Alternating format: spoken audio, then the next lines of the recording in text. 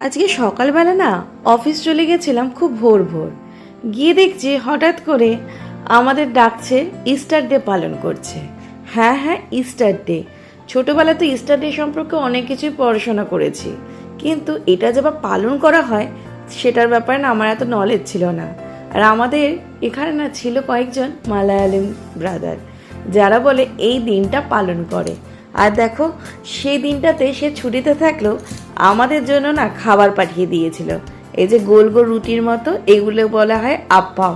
এগুলো না south Indian লোকেরা না চালের গোলা দিয়ে বানায়, আর এর সাথে চিকেনের কম্বিনেশনটা কিন্তু দারুণ লেগেছিল। অনেকের কাছে অদ্ভুত লাগলেও আমার কাছে কিন্তু এই কম্বিনেশনটা দুর্ধর্ষ লেগেছিল। ওই যে একটা কথাই সেকুলারিজম আছে, যে তার পরিচয় হচ্ছে আমাদের এই ভারতবর্ষ, যেখানে মণিপুরি, বিহারি, বাঙালি, মালায়ালিম সবাই দেখো একসাথে দিনগুলো উদযাপন করি।